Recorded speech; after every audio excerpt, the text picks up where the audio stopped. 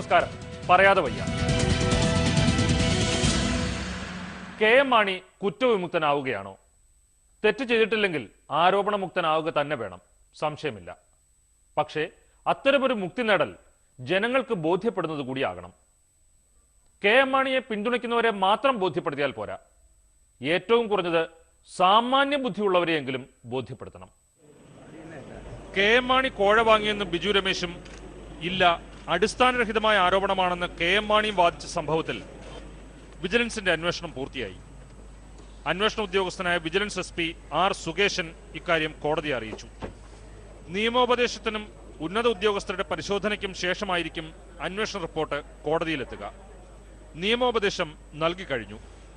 6 മാസം നീണ്ട അന്വേഷണത്തിൽ കണ്ടെത്തിയ വസ്തുതകളും മൊഴികളും കെ.എം. മാണിക്കെതിരെ മതിയായ തെളിവല്ലെന്നാണ് നിയമോപദേശം എന്നറിയുന്നു.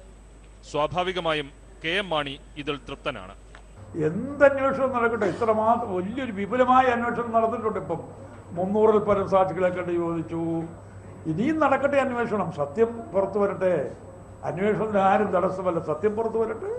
തെറ്റ് സംഭവിച്ചിട്ടില്ലെങ്കിൽ കെ.എം. മാണിക്കെതിരെ ഉയർന്ന ആരോപണങ്ങളിൽ നിന്ന് അദ്ദേഹം പൂർണ്ണമായും മുക്തനാകാൻ സാങ്കേതികമായി അല്പകാലം കൂടി വേണ്ടി വന്നേക്കും. നടപടിക്രമങ്ങൾ പൂർത്തീകരിക്കാൻ വേണ്ട സമയം മാത്രമാണ് ഇനി വേണ്ടത്. ഈ കാലയളവ് പക്ഷേ വളരെ നിർണായകമാണ്. കെ.എം. മാണിക്കും സർക്കാരിനും അതിലുപരി നമ്മുടെ നാട്ടിലെ നിയമവ്യവസ്ഥയ്ക്കും. സർക്കാർ അവകാശപ്പെട്ടതുപോലെ അന്വേഷണത്തിൽ ഒരിടപെടലും നടന്നിട്ടില്ലെന്നും തികച്ചും സ്വതന്ത്രമായ അന്വേഷണമാണ് നടന്നുവെന്നും ജനങ്ങളെ ബോധ്യപ്പെടുത്തേണ്ടതുണ്ട്. കെ.എം. മാണി കുറ്റവിമുക്തനായാൽ അത് തികച്ചും സത്യസന്ധമായ ഒരു അന്വേഷണത്തിലൂടെയാണെന്നും പൊതുജനത്തിന് തോന്നണം. ഇത് മാത്രമല്ല, ഇനിയുള്ള തലമുറകൾക്കായാലും തോന്നണം നമ്മുടെ നാട്ടിൽ അന്വേഷണ ഏജൻസികളും നിയമവ്യവസ്ഥയും സത്യത്തിനും നീതിക്കും ഒപ്പമാണെന്ന്. കോഴക്കേസ് അന്വേഷണ റിപ്പോർട്ടിന്മേലുള്ള നിയമോപദേശം സംബന്ധിച്ച വാർത്തകൾ കേൾക്കുമ്പോൾ കാര്യങ്ങൾ ശരിയായ ദിശയിൽ തന്നെയാണോ പോകുന്നതെന്ന് സംശയം തോന്നാം. യഥാർത്ഥത്തിൽ ഈ നിയമോപദേശം അന്വേഷണ റിപ്പോർട്ടിനെ അപ്പാടെ വിഴുങ്ങാനാണോ അതോ സൂപ്പർ ജുഡീഷ്യറി ചമയാനാണോ? നിയമം നിയമത്തിന്റെ വഴിയിലാണെങ്കിൽ കെ.എം. മാണിയെ രക്ഷിക്കാനോ ശിക്ഷിക്കാനോ ഉള്ള മുൻവിധിയോടെയല്ല അന്വേഷണ ഏജൻസിയും ഉദ്യോഗസ്ഥരും കേസിനെ സമീപിക്കേണ്ടത്. ഏതായാലും വിശദമായ അന്വേഷണം തന്നെയാണ് നടന്നത്. അന്വേഷണം നീണ്ടുപോകുന്നതിലെ അതൃപ്തിയും പരാതിയുമൊക്കെ ഉണ്ടായെങ്കിലും അവസാനം റിപ്പോർട്ട് തയ്യാറായി. അക്കാര്യം കോടതിയെ അറിയിക്കുകയും ചെയ്തു. ബിജു രമേശിന്റെ രഹസ്യമൊഴി, 300ഓളം പേരുടെ സാക്ഷിമൊഴികൾ, പുറമെ അമ്പിളിയുടെ നുണപരിശോധനാ ഫലവും അന്വേഷണ സംഘം പരിഗണിച്ചു. പണം നൽകിയെന്ന് പറയുന്ന ദിവസം bar hotel association president Rajkumar Unni K M. മാണിയുടെ തിരുവനന്തപുരത്തെ ഔദ്യോഗിക വസതിയിൽ എത്തിയിരുന്നുവെന്ന് തെളിയിക്കുന്ന വാഹന രജിസ്റ്റർ, ഫോൺ കോൾ രേഖകൾ തുടങ്ങിയ സാഹചര്യ തെളിവുകളും അന്വേഷണ സംഘം ശേഖരിച്ചു. ഇതൊന്നും കെ.എം. മാണിക്കെതിരെ കുറ്റപത്രം നൽകാൻ പര്യാപ്തമായ തെളിവല്ലെന്നാണ് അന്വേഷണ സംഘത്തിന്റെ റിപ്പോർട്ടിന്മേൽ നൽകിയിരിക്കുന്ന നിയമോപദേശമെന്നാണ് ഇതിനകം പുറത്തുവന്ന വാർത്തകളിൽ നിന്ന് മനസ്സിലാക്കേണ്ടത്. നിയമോപദേശം യഥാർത്ഥത്തിൽ എന്തിനാണ്? അന്വേഷണ സംഘത്തിന്റെ കണ്ടെത്തലുകളെ ബലപ്പെടുത്താനാണോ അതോ തെളിവുകളും കണ്ടെത്തലുകളും തള്ളിക്കളഞ്ഞ് അന്വേഷണ സംഘത്തിന്റെ റിപ്പോർട്ട് തന്നെ ദുർബലപ്പെടുത്താനോ? അന്വേഷണ റിപ്പോർട്ടിന്റെ അടിസ്ഥാനത്തിലുള്ള കേസ് നടത്തിപ്പ് സുഗമമാക്കാനാണ് നിയമോപദേശം. കേസ് അന്വേഷണത്തിൽ വിട്ടുപോയ ഭാഗങ്ങൾ ഉണ്ടെങ്കിൽ അത് കൂട്ടിച്ചേർത്ത് കേസ് കുറെ കൂടി ശക്തമാക്കാൻ നിയമോപദേശം സഹായകമാകാറുണ്ട്. ബാർ കോഴ അന്വേഷണ റിപ്പോർട്ടിന്മേൽ നൽകിയിരിക്കുന്ന നിയമോപദേശം ശരിക്കും അത്തരത്തിലുള്ളതാണോ? അറിയില്ല. അന്വേഷണ റിപ്പോർട്ടിനെതിരാണ് നിയമോപദേശമെങ്കിൽ അത് ചില ചോദ്യങ്ങൾ ഉയർത്തുന്നുണ്ട്. അന്വേഷണ റിപ്പോർട്ടിലെ കണ്ടെത്തലുകൾ അത് എന്തായാലും തെറ്റാണെങ്കിൽ കണ്ടുപിടിക്കേണ്ടതും തള്ളുകയോ കൊള്ളുകയോ ചെയ്യേണ്ടതും നിയമോപദേശം നൽകുന്ന വ്യക്തിയാണോ അതോ കോടതിയാണോ? അന്വേഷണ റിപ്പോർട്ടിലെ ശരിതെറ്റുകൾ കണ്ടുപിടിക്കാൻ നിയമോപദേശകൻ മതിയെങ്കിൽ പിന്നെ കോടതിയും നിയമവ്യവസ്ഥയും എന്തിനാണ്? കെ.എം. മാണി തെറ്റുകാരനല്ലെങ്കിൽ അന്വേഷണ റിപ്പോർട്ടിൽ കുറ്റപ്പെടുത്തൽ ഉണ്ടായാലും കോടതിയിൽ നിന്ന് നീതി ലഭിക്കും. തെറ്റായ തെളിവുകളും മൊഴികളും ഉണ്ടെങ്കിൽ അത് കോടതി തന്നെ കണ്ടെത്തി തള്ളിക്കളയും. അതല്ലാതെ സൂപ്പർ കോടതി ചമയുന്ന നിയമോപദേശക സംവിധാനത്തിന്റെ ഇടപെടൽ ആരെയും കുറ്റവിമുക്തരാക്കില്ല. അങ്ങനെ ആയാൽ തന്നെ അതാർക്കും ബോധ്യമാവുകയുമില്ല. CBIക്ക് എന്താ കൊമ്പുണ്ടോ എന്ന ചോദ്യം ഒരു സിനിമാ ഡയലോഗാണ്. കാര്യം CBIക്കാരും മനുഷ്യരാണെങ്കിലും ചിലപ്പോൾ അവർക്ക് കൊമ്പുണ്ടെന്ന് നമുക്ക് തോന്നിപ്പോകും. നമ്മുടെ സംസ്ഥാന പോലീസ് അന്വേഷിച്ച് ഒരു വഴിക്കാക്കിയ കടകംപള്ളി കളമശ്ശേരി ഭൂമി തട്ടിപ്പ് കേസ് CBIയുടെ കയ്യിൽ കിട്ടിയപ്പോഴാണ് പലരും അകത്തായത്. നിയമത്തിന്റെ വഴിക്ക് പോകും. ഈ വാചകം പലതവണ കേട്ടുകഴിഞ്ഞു. നിയമം നിയമത്തിന്റെ വഴിക്ക് പോകാത്ത കാര്യങ്ങളിലാണോ ഇത് വീണ്ടും വീണ്ടും ആവർത്തിക്കുന്നതെന്ന സംശയമാണ് ഇപ്പോൾ തോന്നുന്നത്. നിയമം നിയമത്തിന്റെ വഴിക്കല്ല പോയതെന്ന് പല സംഭവങ്ങളിലും തെളിഞ്ഞതാണ്. ഏറ്റവും വലിയ ഉദാഹരണങ്ങളിലൊന്നാണ് കടകംപള്ളി കളമശ്ശേരി ഭൂമി തട്ടിപ്പ് കേസ്. ഇപ്പോൾ CBIയുടെ പിടിയിലായ സലീം രാജ് ഉൾപ്പെട്ട കളമശ്ശേരി കടകംപള്ളി ഭൂമി തട്ടിപ്പ് കേസ് നമ്മുടെ സംസ്ഥാന പോലീസും അന്വേഷിച്ചിരുന്നു. മുഖ്യമന്ത്രി ഉമ്മൻചാണ്ടിയുടെ മുൻ ഗൺമാനായ സലീം രാജിനെതിരെ നടന്ന അന്വേഷണം സലീം രാജിന്റെ വഴിക്കായിരുന്നു പോയതെന്ന് ഇപ്പോൾ മനസ്സിലായി.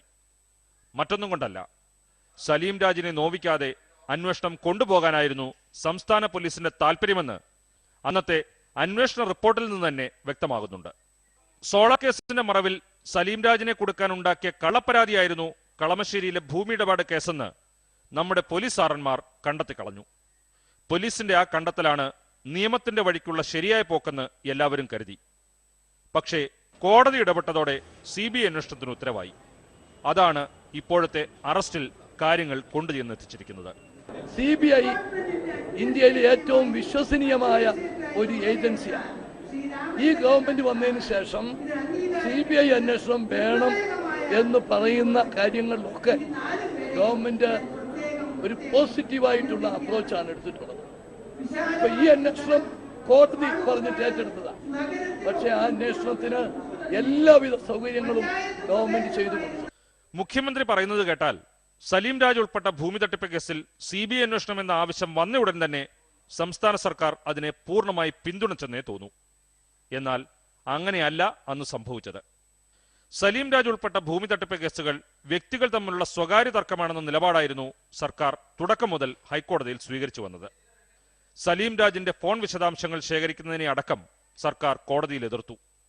സലീം രാജിന്റെ ഫോൺ വിശദാംശങ്ങൾ ഹാജരാക്കാനുള്ള സിംഗിൾ ബെഞ്ച് ഉത്തരവിനെതിരെ ഡിവിഷൻ ബെഞ്ചിൽ അപ്പീൽ നൽകിയത് സംസ്ഥാന സർക്കാരായിരുന്നു. സ്വകാര്യതയെ ബാധിക്കുമെന്ന് വാദിച്ചത് അഡ്വക്കേറ്റ് ജനറലും.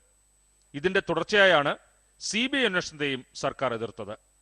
ഇതിനിടെ സർക്കാരിനെതിരെയും മുഖ്യമന്ത്രിയുടെ ഓഫീസിനെതിരെയും രൂക്ഷമായ വിമർശനങ്ങളും ഗുരുതരമായ പരാമർശങ്ങളും വരെ ഹൈക്കോടതിയിൽ നിന്നുണ്ടായി. ഒടുവിൽ നിൽക്കക്കള്ളിയില്ലാതെ CBI അന്വേഷണത്തെ അനുകൂലിക്കുകയായിരുന്നു സർക്കാർ. അതല്ലാതെ ഭൂമി തട്ടിപ്പ് കേസിലെ CBI അന്വേഷണത്തിന്റെ കാര്യത്തിൽ ആദ്യം മുതൽ പോസിറ്റീവായ നിലപാടായിരുന്നില്ല സംസ്ഥാന സർക്കാരിന്. ഇപ്പോൾ ഏതായാലും സംസ്ഥാന പോലീസിന്റെ പിടിയിൽപ്പെടാത്ത സലീം രാജ് CBIയുടെ വലയിൽ വീണു. CBIക്ക് മാത്രമായി പ്രത്യേക കൊമ്പൊന്നുമില്ലെങ്കിലും സംസ്ഥാന പോലീസിന് ഇല്ലാത്ത എന്തോ ഒന്ന് CBIക്കുണ്ട്. നമ്മുടെ ഒരു സർക്കാർ സ്ഥാപനത്തിൽ അഴിമതിയുടെ ആദായ വിൽപ്പന നടക്കുന്നു. സാധാരണക്കാരൻ നിത്യോപയോഗ സാധനങ്ങൾക്കായി ആശ്രയിക്കുന്ന കൺസ്യൂമർ ഫെഡ് എന്ന സ്ഥാപനത്തിലാണ് ഇത്തരത്തിൽ അഴിമതി നടക്കുന്നത്. അഴിമതിക്കുള്ള എല്ലാ സഹകരണവും വാഗ്ദാനം ചെയ്ത് ഒരു മന്ത്രിയും നമ്മുടെ ഭരണ സംവിധാനവും. പത്തായത്തിൽ നെല്ലുണ്ടെങ്കിൽ എലി വയനാട്ടിൽ നിന്നായാലും വണ്ടി പിടിച്ചു വരും. ജലസേചന വകുപ്പിലെ വെറും ഒരു എഞ്ചിനീയറായ റിജിജി നായർ സംസ്ഥാനത്തെ ഏറ്റവും കൂടുതൽ വിറ്റുവരവുള്ള മൂന്നാമത്തെ സ്ഥാപനമായ കൺസ്യൂമർ ഫെഡിന്റെ MD ആയത് അങ്ങനെയാണ്. ഒടുവിൽ പുരയ്ക്ക് തീയിട്ടില്ലെന്നേ ഉള്ളൂ. ഉത്തരവും കഴുക്കോലും മാത്രം അവശേഷിച്ച കൺസ്യൂമർ ഫെഡിന് ഇനി എന്ത് തീയിടാൻ?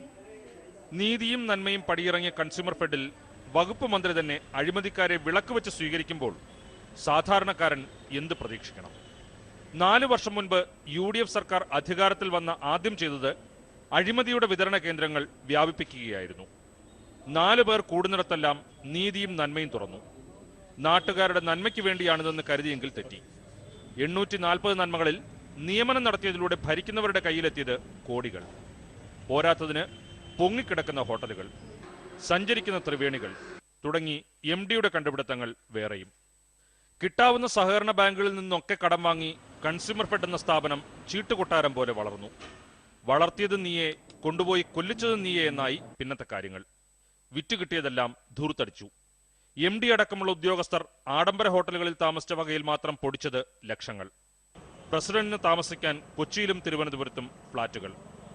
സാധനങ്ങൾ വാങ്ങിയ വകയിലും ലക്ഷങ്ങളുടെ ക്രമക്കേട്. ഇതിനെല്ലാം മറപിടിച്ചതാകട്ടെ സഹകരണ വകുപ്പും. ഇതിനിടയിലായിരുന്നു വിജിലൻസ് റെയ്ഡ്. 60 കോടിയോളം രൂപയുടെ ക്രമക്കേട് കയ്യോടെ പിടികൂടി. MD റിജിജി നായരെയും ചീഫ് മാനേജർ ജയകുമാറിനെയും പ്രതിയാക്കി വിജിലൻസ് കേസെടുത്തു. 2 കേസുകളിൽ FIR ഇട്ടു. എതിർപ്പ് ശക്തമായെങ്കിലും റിജിജി നായർ ഡെപ്യൂട്ടേഷൻ വാങ്ങി മാതൃവകുപ്പിലേക്ക് തിരികെ പോയി. അഴിമതിയിൽ മുങ്ങിക്കുളിച്ച കൺസ്യൂമർ ഫെഡ് തകർന്നു വീഴാൻ പിന്നെ അധികം സമയം വേണ്ടി വന്നില്ല. സാധനം കൊടുത്ത വകയിലുള്ള പണം കിട്ടാത്തത് കാരണം വിതരണക്കാർ കൺസ്യൂമർ ഫെഡിനെ കൈയൊഴിഞ്ഞു. ധൂർത്ത് ഒഴിവാക്കുന്നതിന്റെ ഭാഗമായി വരുമാനം കുറഞ്ഞ വിതരണ കേന്ദ്രങ്ങൾ അടച്ചുപൂട്ടി. ഇഷ്ടക്കാർക്ക് വാടക ഇനത്തിൽ വരുമാനമുണ്ടാക്കി കൊടുക്കാൻ തുറന്ന പാക്കിംഗ് സെന്ററുകൾ നിർത്തലാക്കി. പക്ഷേ അപ്പോഴും അഴിമതിക്ക് മാത്രം ഒരു കുറവുമുണ്ടായില്ല. വർഷം 1.5 കഴിഞ്ഞു. അഴിമതിക്കേസിലെ പ്രതികളായ റിജിജി നായരെയും ജയകുമാറിനെയും സസ്പെൻഡ് ചെയ്യണമെന്നാവശ്യപ്പെട്ട് 2 തവണ വിജിലൻസ് സർക്കാരിന് കത്തയച്ചു. പക്ഷേ രണ്ടും പൂഴ്ത്തി. ഇതെല്ലാം പകൽ പോലെ സത്യമെന്നിരിക്കെയാണ് സഹകരണ മന്ത്രി കണ്ണടച്ച് ഇരുട്ടാക്കാൻ നോക്കിയത്.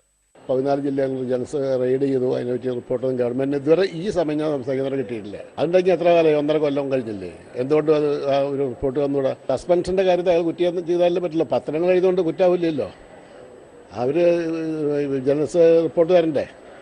റിപ്പോർട്ട് തന്നാലേ ഒരാളെ പറ്റി ആക്ഷൻ എടുക്കാൻ പറ്റുള്ളൂ. അയാൾ ഉദ്യോഗസ്ഥനല്ലേ? സഹകരണ മന്ത്രിക്ക് സ്വന്തം വകുപ്പിലെ ജീവനക്കാരോടുള്ള സ്നേഹമാണെന്ന് കരുതാം. പക്ഷേ മറ്റൊരു വകുപ്പിലെ അഴിമതിക്കാരെ സംരക്ഷിക്കാൻ സ്വന്തം വകുപ്പിലെ വിജിലൻസ് ഉദ്യോഗസ്ഥരെ തള്ളിപ്പറഞ്ഞു ആഭ്യന്തരമന്ത്രി രമേശ് ചെന്നിത്തല. ഒരു ഉദ്യോഗസ്ഥനെതിരെ ഉണ്ടാകുന്ന ആരോപണങ്ങളാണെങ്കിൽ അന്വേഷണങ്ങളാണെങ്കിലും അതിനെ സംബന്ധിച്ചിടത്തോളം പൂർണ്ണമായ വിവരങ്ങൾ ശേഖരിക്കുകയും അന്വേഷണം നടത്തുകയും വ്യക്തമായ തെളിവുകൾ വരികയും ചെയ്യാതെ ഒരാളിൽ, കാരണം ഇതെല്ലാം കോടതിയുടെ സ്ക്രൂട്ടണിയാണ് ഉള്ളതാണ്. നമ്മൾ ഈ ഒരാളെ അങ്ങനെ മാധ്യമങ്ങളിൽ വാർത്ത വരുന്നതിന് അടിസ്ഥാനത്തിൽ നമുക്ക് സസ്പെൻഡ് ചെയ്യാൻ പറ്റുമോ? ഒടുവിൽ തുടർച്ചയായി വാർത്ത വന്നതോടെ ഇരുവരെയും സസ്പെൻഡ് ചെയ്യാൻ ആഭ്യന്തര വകുപ്പിന് ഉത്തരവിറക്കേണ്ടി വന്നു. ഇതിനിടയിൽ ടോമിൻ തച്ചങ്കരി കൺസ്യൂമർ ഫെഡിന്റെ MD ആയി. അഴിമതിയാണ് പ്രധാന ശാപമെന്ന് മനസ്സിലാക്കിയ തച്ചങ്കരി വകുപ്പ് തല അന്വേഷണം പ്രഖ്യാപിച്ചു. ഈ അന്വേഷണത്തിലും കണ്ടെത്തിയത് ഞെട്ടിക്കുന്ന അഴിമതി കഥകൾ. മദ്യക്കുപ്പി വാങ്ങിയാൽ പൊതിയാൻ ഒരു പേപ്പർ പോലും കൊടുക്കാത്ത തിരുവനന്തപുരം സ്റ്റാച്യൂലെ മദ്യഷോപ്പിൽ മാത്രം നടന്നത് 65 ലക്ഷത്തിന്റെ ക്രമക്കേട്. വകുപ്പ് തല അന്വേഷണത്തിന്റെ ഭാഗമായി വിജിലൻസ് സസ്പെൻഡ് ചെയ്യാൻ 2 വട്ടം ആവശ്യപ്പെട്ടിട്ടും സർക്കാർ സംരക്ഷിച്ച ജയകുമാർ അടക്കം 6 പേരെ സസ്പെൻഡ് ചെയ്തു. ഡയറക്ടർ ബോർഡിന്റെ സമ്മർദ്ദങ്ങൾക്ക് വഴങ്ങാൻ കൂടി തയ്യാറാകാഞ്ഞതോടെ വകുപ്പ് ഭരിക്കുന്നവരുടെ കണ്ണിലെ കരടായി മാറി തച്ചങ്കരി. അയാൾ എന്നാൽ ആവശ്യമില്ലാതെ പത്രങ്ങളെ കാണലും സംസാരിക്കുക, അത് അയാളുടെ ചുമതല പറ്റല്ല. അയാൾക്ക് MD നിലയ്ക്ക് ഭരിക്കല അയാളുടെ ചുമതല. മറ്റു രാജ്യത്തുള്ളൊക്കെ നേരെയാക്കലല്ല അയാളുടെ പണി. അയാൾ കൺസ്യൂമർ ഫെഡ് നന്നാക്കണം. ഇതിനിടയിൽ അഴിമതിക്കെതിരെ നടപടിയെടുത്ത തച്ചങ്കരിയെ മാറ്റണമെന്നാവശ്യപ്പെട്ട് മുഖ്യമന്ത്രിക്ക് കത്ത് കൊടുത്ത് കാത്തിരിക്കുകയാണ് സഹകരണ മന്ത്രി. സ്വയം വിരമിക്കലിന് അവസരമൊരുക്കി റിജിജി നായരെ വിജിലൻസ് കേസിൽ നിന്ന് രക്ഷിക്കാനും ശ്രമം നടക്കുന്നു. ഇതെല്ലാം കാണുകയും കേൾക്കുകയും ചെയ്യുമ്പോൾ ജനം തെരഞ്ഞെടുത്ത മന്ത്രിയുടെ സഹകരണം അഴിമതിയുമായിട്ടാണോ എന്ന് തോന്നിപ്പോകും. അതിൽ തെറ്റു പറയാനാവില്ല. ഒരു പത്രത്തിലെ മുഖപ്രസംഗം എന്നാൽ അത് ആ പത്രത്തിന്റെ നിലപാട് വിളിച്ചു പറയുന്നതാണ്. അങ്ങനെയെങ്കിൽ കോൺഗ്രസിന്റെ മുഖപത്രമായ വീക്ഷണത്തിന്റെ മുഖപ്രസംഗം ആ പത്രത്തിന്റെയും പാർട്ടിയുടെയും നിലപാട് വ്യക്തമാക്കുന്നതാണ്. എന്നാൽ ഈയിടെ ഉണ്ടായ ചില സംഭവങ്ങൾ പരിശോധിച്ചാൽ പാർട്ടി പത്രത്തിനാണോ അതോ പത്രത്തെ നയിക്കുന്ന കോൺഗ്രസ് എന്ന പാർട്ടിക്കാണോ നിലപാടില്ലാത്തത് എന്ന് തോന്നിപ്പോകും. പാമലിൻ ഇറക്കുമതി ഇടപാട് സംബന്ധിച്ച് ചീഫ് സെക്രട്ടറി ജിജി തോംസൺ ഒരു കാര്യം കഴിഞ്ഞ ദിവസം തുറന്നു പറഞ്ഞു. വിവാദ ഇടപാട് നടന്ന സമയത്ത് സപ്ലൈകോ MD ആയിരുന്നു ജിജി തോംസൺ. ആഗോള ടെൻഡർ വിളിക്കാതെ അന്ന് പാമുലിൻ ഇറക്കുമതി ചെയ്തത് തെറ്റാണെന്നായിരുന്നു ഇന്ന് ചീഫ് സെക്രട്ടറിയായ ജിജി തോംസൺ പറഞ്ഞത്. ഞാൻ പ്രതിയായിട്ട് 25 വർഷമായി കഷ്ടപ്പെട്ടുകൊണ്ടിരിക്കുന്ന പാമുലിൻ കേസിനകത്ത് എന്താ സംഭവം? ഗവൺമെന്റ് ഒരു ഡിസിഷൻ എടുത്തു, ക്യാബിനറ്റ് ഒരു തീരുമാനം എടുത്തു. ആ തീരുമാനത്തിനെതിരെ ഞാൻ ആദ്യം ഒന്ന് പറഞ്ഞു നോക്കിയതാണ്. എൻ്റെ ഫയലിൽ എഴുതി വെച്ചിട്ടുണ്ട്, ഇത് നമ്മളിങ്ങനെ വേറൊരു ടെൻഡർ വിളിക്കാതെയാണ് ചെയ്യുന്നത്. Since government of Kerala have already decided to import 15,000 tons of palmolin from Malaysia, I am left with no other option but to execute this deal എന്ന് എഴുതി വെച്ചിട്ടുണ്ട് ഞാൻ. എന്നിട്ടാണ് ഞാൻ ഗൂഢാലോചന കുറ്റത്തിന് കുരിശിൻ ചുമന്നുകൊണ്ട് നടക്കുന്നത്. Left to myself I will say it was wrong. പക്ഷെ എനിക്ക് ഒരു സിവിൽ സർവന്റ് എന്നുള്ള നിലയ്ക്ക് എനിക്ക് പറയുന്നതിന്റെ ഒരു പരിധിയുണ്ട്. ക്യാബിനറ്റ് തീരുമാനിച്ചു കഴിഞ്ഞാൽ പിന്നെ I have no other option. Jiji തോംസന്റെ വേദന അദ്ദേഹത്തിനറിയാം. മന്ത്രിസഭ എടുത്ത തീരുമാനം നടപ്പാക്കുകയല്ലാതെ എന്തു ചെയ്യാനാകും ഉദ്യോഗസ്ഥന്? ഏതായാലും പാമുലിൻ ഇറക്കുമതി തെറ്റല്ലെന്നും അതുവഴി സർക്കാരിന് നഷ്ടമല്ല ലാഭമാണ് ഉണ്ടായതെന്നും വാദിക്കുന്ന അന്നത്തെ ധനമന്ത്രിയാണ് ഇന്നത്തെ മുഖ്യമന്ത്രി ഉമ്മൻചാണ്ടി. അന്നത്തെ ഭക്ഷ്യമന്ത്രി ജിജി തോംസനെ തള്ളിപ്പറഞ്ഞു. അതുതന്നെയാണ് ജിജി തോംസൺ അർഹിക്കുന്ന മറുപടിയെന്ന് മുഖ്യമന്ത്രിയും ഉറപ്പിച്ചു. അന്ന് വകുപ്പ് മന്ത്രിയായിരുന്ന ശ്രീ TH മുസ്തഫ അതിന് മറുപടി പറഞ്ഞിട്ടുണ്ട്. ഇത് കഴിഞ്ഞപ്പോഴാണ് കോൺഗ്രസിന്റെ മുഖപത്രത്തിന് നിലപാട് ചലനമുണ്ടായത്. മൂർത്തിയേക്കാൾ ഊറ്റം വെളിച്ചപ്പാടിനോ എന്നാണ് മുഖപ്രസംഗത്തിലെ തലവാചകത്തിലൂടെ വിളിച്ചു ചോദിച്ചത്. സംഭവം ജിജി തോംസൺ നടത്തിയ പരാമർശത്തിലെ അരിശമാണ്. ജിജി തോംസന്റെ കുമ്പസാരത്തിൽ സത്യസന്ധതയല്ല, മറിച്ച് കാപട്യമാണ് തെളിയുന്നതെന്ന് കോൺഗ്രസ് മുഖപത്രം പറയുന്നു. ലൈറ്റ് മെട്രോ DMRC ഏൽപ്പിച്ചതിന്റെ വൈരം തീർക്കുകയാണ് ജിജി തോംസൺ എന്ന് പത്രം കണ്ടുപിടിച്ചിരിക്കുന്നു. ഉമ്മൻചാണ്ടിയെ വാഴിച്ചത് ജനങ്ങളാണ്, രാജാവല്ലെന്നും രാജാവ് വാഴിച്ച ദിവാനല്ല, മന്ത്രിസഭ നിയമിച്ച ചീഫ് സെക്രട്ടറിയാണെന്ന് ഓർക്കണമെന്നുമുള്ള മുന്നറിയിപ്പും മുഖപ്രസംഗം നൽകുന്നുണ്ട്. ദോഷം പറയരുത്, കോൺഗ്രസ് മുഖപത്രമായ വീക്ഷണത്തിന്റെ മുഖപ്രസംഗം നന്നാകുന്നുണ്ട്. ഒരുപക്ഷെ ഈയിടെ രാഷ്ട്രീയ പാർട്ടികളുടെ മുഖപത്രങ്ങളിൽ ഏറ്റവും അധികം ചർച്ച ചെയ്യപ്പെട്ടത് വീക്ഷണത്തിന്റെ മുഖപ്രസംഗങ്ങളാണ്. പ്രത്യേക രാഷ്ട്രീയ സാഹചര്യങ്ങളിൽ വാക്കുകളുടെ മൂർച്ചയും കൃത്യതയും കുറിക്കുകൊള്ളുന്ന പ്രയോഗങ്ങളും കൊണ്ടാണ് വീക്ഷണത്തിലെ മുഖപ്രസംഗങ്ങൾ പലപ്പോഴും വാർത്തയായി മാറുന്നത്. ഇതിനപ്പുറം മുഖം നോക്കാതെയുള്ള അഭിപ്രായങ്ങളാണ് വീക്ഷണത്തിൽ വന്നിട്ടുള്ളത്. പക്ഷേ പത്രത്തിൽ അച്ചടിച്ചു വരുന്ന പാർട്ടി നിലപാടിന് പലപ്പോഴും കഷ്ടിച്ച് മണിക്കൂറുകളുടെ മാത്രം ആയുസേ ഉണ്ടാകൂ. ഇത്തരത്തിൽ നിരവധി ഉദാഹരണങ്ങൾ സമീപകാലത്ത് തന്നെ ഉണ്ടായിട്ടുണ്ട്. ഏറ്റവും അവസാനം ജനതാദൾ യുവിനെതിരെ വന്ന മുഖപ്രസംഗം തന്നെ എടുക്കാം. മുന്നണിയിൽ തന്നെ തുടരുന്ന ഘടകകക്ഷിക്കും നേതാവിനുമെതിരെയായിരുന്നു മുഖപ്രസംഗം. ജനതാദൾ യു നേതാവ് വീരേന്ദ്രകുമാർ CPM നേതാക്കളുമായി നടത്തിയ കൂടിക്കാഴ്ചയെ ജാര സംസർഗമെന്ന് വരെ വീക്ഷണം വിശേഷിപ്പിച്ചു. വീക്ഷണവും മുഖപ്രസംഗവും വളരെ കുറച്ചുപേരെ വായിച്ചിട്ടുണ്ടാകൂ.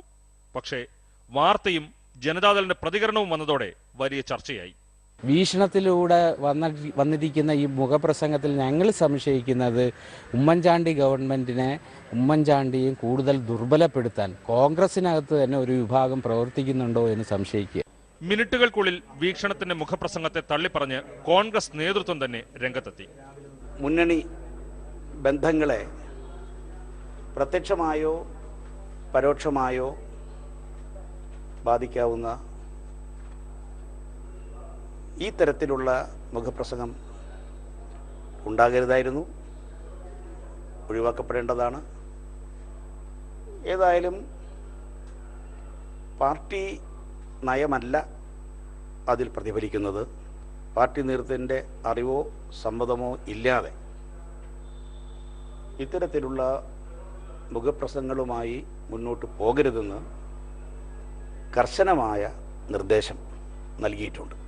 ഇത് മാത്രമല്ല, കുറച്ചുനാൾ മുൻപ് KM മാണിയുടെ പാർട്ടിയായ കേരള കോൺഗ്രസിനെതിരെ ഒരു ലേഖനവും വന്നിരുന്നു വീക്ഷണത്തിൽ തന്നെ. KM മാണിയുടെ പാർട്ടിക്കാർ ഒന്നും മിണ്ടിയില്ല, കണ്ണുരുട്ടിയതേയുള്ളൂ. തിരുത്തുമായി അന്നും വന്നു കോൺഗ്രസിന്റെ തലപ്പത്തുള്ളവർ തന്നെ. വീക്ഷണത്തിൽ വന്ന ഒരു ലേഖനം, അത് ഏത് രീതിയിലുള്ള ലേഖനമായാലും അത് പാർട്ടിയുടെ അറിവോടെയല്ല, പാർട്ടിക്ക് അതുമായി യാതൊരു ബന്ധമില്ല.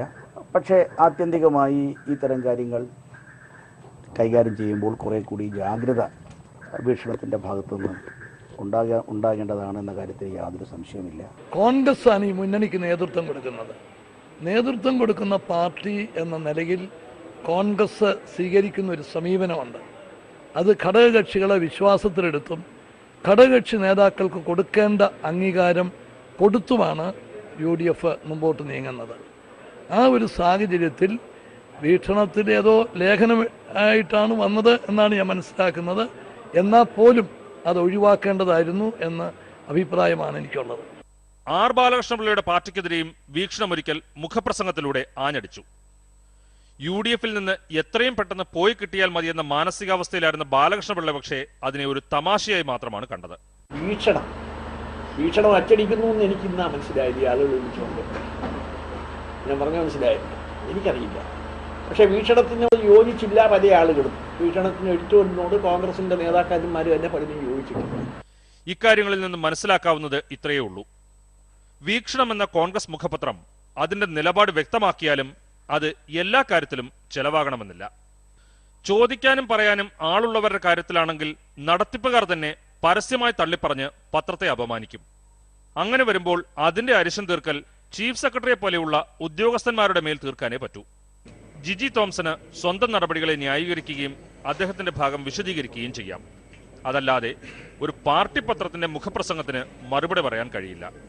ആ സൗകര്യം നന്നായി ഉപയോഗപ്പെടുത്തി വീക്ഷണം. കണ്ണൂരിൽ വീണ്ടും ബോംബ് പൊട്ടി. ആരും ആർക്കെതിരെയും എറിഞ്ഞതല്ല. ബോംബ് നിർമ്മാണത്തിനിടെയാണ് പൊട്ടിത്തെറിച്ചത്. മരിച്ചത് 2 CPMുകാർ. അപ്പോൾ പിന്നെ ബോംബ് ഉണ്ടാക്കിയത് ആരാണെന്ന് പ്രത്യേകിച്ച് പറയേണ്ടതില്ല. ബോംബ് പൊട്ടി 2 CPMുകാർ കണ്ണൂരിൽ മരിച്ച് മണിക്കൂറുകൾ പിന്നിട്ടിട്ടും CPMന്റെ സംസ്ഥാന നേതൃത്വം പോയിട്ട് ജില്ലാ നേതൃത്വം പോലും പ്രതികരിച്ചിട്ടില്ല. മരിച്ചത് CPMകാരല്ലേ എന്ന് പോലും സംശയിച്ചുപോയി. ബോംബ് നിർമ്മാണത്തിനിടെയാണ് പൊട്ടിത്തെറി ഉണ്ടായതെന്ന് മനസ്സിലായി. പക്ഷേ ആഭ്യന്തരമന്ത്രിയുടെ പ്രതികരണത്തോടെയാണ് ആരാണ് ബോംബ് നിർമ്മിച്ചതെന്ന കാര്യത്തിൽ വ്യക്തതയുണ്ടായത്. CPM പ്രവർത്തകന്മാരാണ് എന്നുള്ളതാണ് പ്രാഥമികമായ വിവരം.